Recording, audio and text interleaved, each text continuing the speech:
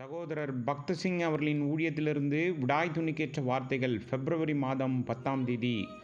ஆகிலும் நான் இருக்கிறது தேவ கிருபையினால் இருக்கிறேன். அவர் எனக்கு அருளிய கிருபை விருதாவாய் இருக்கவில்லை.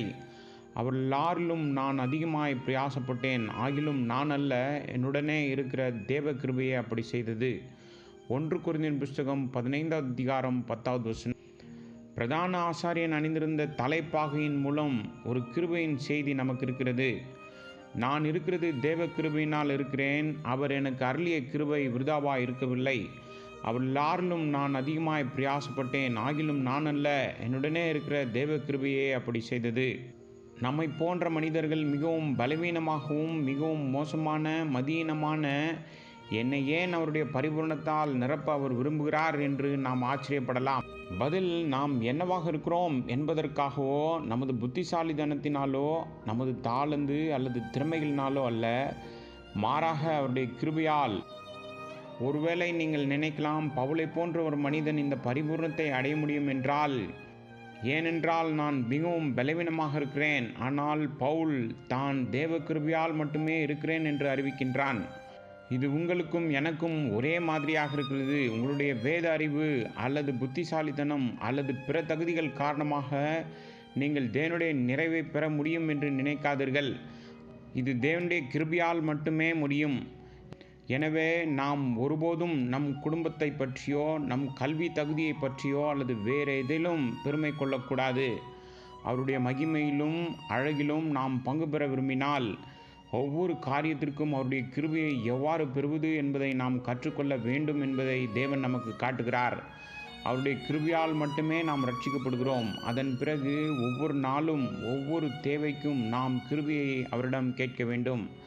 சில நேரங்களில் மிகவும் வேதனையான அனுபவங்களின் ஒவ்வொரு சூழ்நிலையிலும் அவருடைய கிருபை போதுமானது என்று கர்த்தர் நமக்கு கற்பிக்கிறார். 2 கொரிந்தியர் புஸ்தகம் 12வது அதிகாரம் 9வது வசனம். அப்போஸ்தலனாகிய பவுல் முணுமுணுப்பு அல்லது புகார்கள் எதுவும் இல்லாமல் பல கஷ்டங்களை சந்தித்தான். 2 கொரிந்தியர் புஸ்தகம் 11வது அதிகாரம் 23வது வசனம்.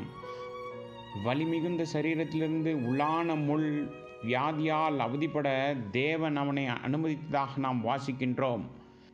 இந்த முள் என்னவென்று எனக்கு தெரியாது. வெளிப்படையாக இது மிகவும் வேதனையான ஒன்று. ஏனென்றால் அப்போஸ்தலனாகிய பவுல் கூறுகிறார், அது என்னை விட்டு விலகும்படி நான் 3 முறை கர்த்தரிடம் கெஞ்சினேன். ஒரு முள் அசாதாரணமான வலியை உடையதாக இருந்திருக்க வேண்டும் என்பதை இது நிரூபிக்கிறது. இத்தகைய நேரத்தில் தேவன் பதிலளித்தார், என் கிருபை உனக்கு போதும். ஒரு திட்டவட்டமான நோக்கத்திற்காக முள் அப்போஸ்தலனாகிய பவுலுடன் தொடர்ந்து இருக்க தேவன் அனுமதித்தார்.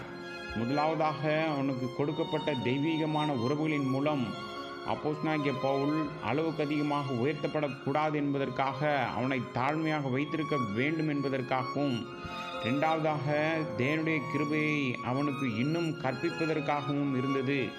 இதை எளிதாக புரிந்து கொள்ள முடியாது. அப்போஸ்தலனாகிய பவுல் பல பாடுகள் மற்றும் அற்புதமான அனுபவங்களை பெற்றிருந்தாலும் தேவனுடைய கிருபையை பற்றி மேலும் அறிந்து கொள்வதற்காக அவன் சரீரத்தில் மிகவும் வேதனையான இந்த முள்ளை இன்னும் அனுபவிக்க தேவன் செய்தார்.